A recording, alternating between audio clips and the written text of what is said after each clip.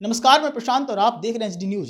देखिए, हमारे साथ इस वक्त बातचीत के लिए जुड़े हुए हैं बिहार राजद के प्रधान महासचिव रणविजय साहू जी।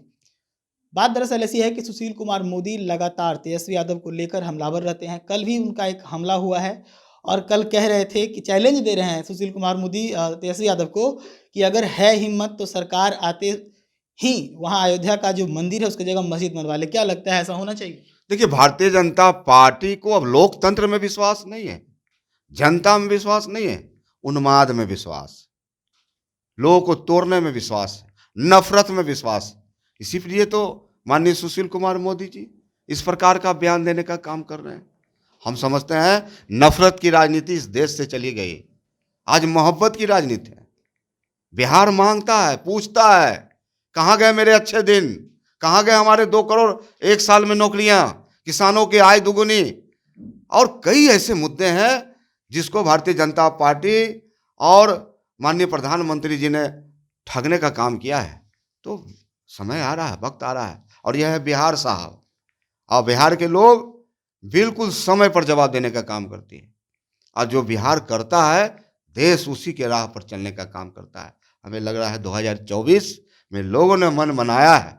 और आपको याद होगा 2020 के आम चुनाव में माननीय तेजस्वी प्रसाद यादव के पीछे 20-20 हेलीकॉप्टर माननीय प्रधानमंत्री खुद मॉनिटरिंग कर रहे थे। आज गर्व है, हमारे नेता में ऐसा प्रतिभा है।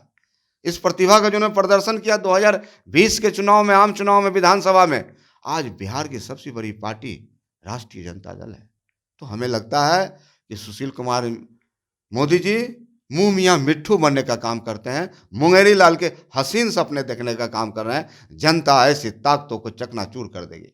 आप हेलीकॉप्टर्स की बात किए हैं तो यहाँ पर हम पूछना चाहेंगे एक बार फिर से, नरेंद्र मोदी, नितिन गडकरी जैसे बड़े बड़े नेताओं की भारी संख्या में यहाँ पर दौड़े होने वाले हैं, उसको कैसे देखते हैं? देखिए, एक बार नहीं, भाजपा के तमाम नेता दर्जनों बार यहाँ दौरा कर ले।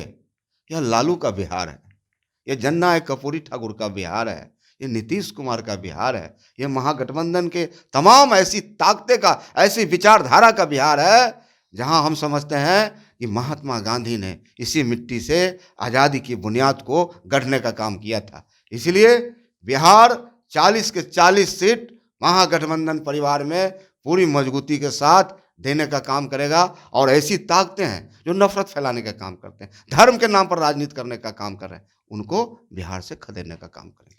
खबर ये चल रही थी कि हेमंत सोरेन जो हैं वो अपनी पत्नी को आगे कर सकते हैं अगर ईडी का शिकंजा कसेगा, तब हालांकि बाद में इस चीज़ को डिनाई कर गए। तो बिहार में भी ऐसी खबर है कि अगर तेजस्वी जी के ऊपर कुछ कसता, इसे बार बार उनको बुलाया जा रहा है, तो क्या राजश्री को आगे किया जा सकता है? देखिए, देश देखने का काम कर रहा है। आज गांधी जी जीवित होते तो निश्चित रूप से गांधी जी ने जिस देश का सपना देखा था, अंबेडकर साहब ने जिस संविधान की रचना की थी, आज निश्चित रूप से उनका आत्मा ऊपर रो रहा होगा। आज देखिए साहब, अगर विपक्ष के तमाम भारत में, देश में लोग अगर नरेंद्र मोदी का, केंद्र सरकार का विरोध करते हैं तो उनके घर पर तोहफा भेजा जाता है, ईडी का तोहफा भेजा जाता है, इनकम टैक्स का, सीबीआई का तोहफा भेजा जाता है।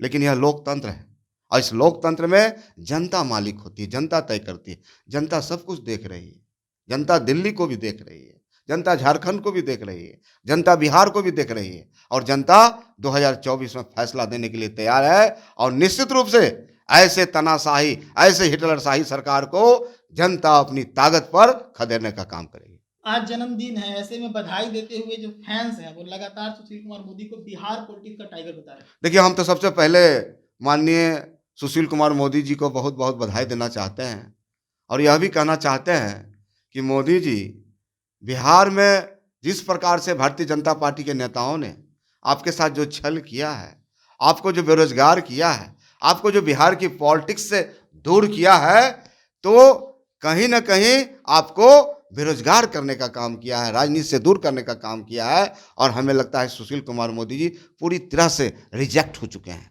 और जनता 2024 में और रिजेक्ट करने वाली है। चलिए, तो सुशील कुमार मोदी पूरी तरीके से रिजेक्ट हो चुके हैं। हमारी बातचीत हो रही थी रणविजय साहू जी से, क्या कुछ कहा उन्होंने, साफ तौर पे सुना। ऐसे ही खबरों के लिए जुड़े रहिए एचडी न्यूज के साथ, और अपनी प्रतिक्रिया कमेंट बॉक्स में जरूर छोड़िएगा। जुड़े रहिए एचडी न्यूज के साथ। धन्यवाद।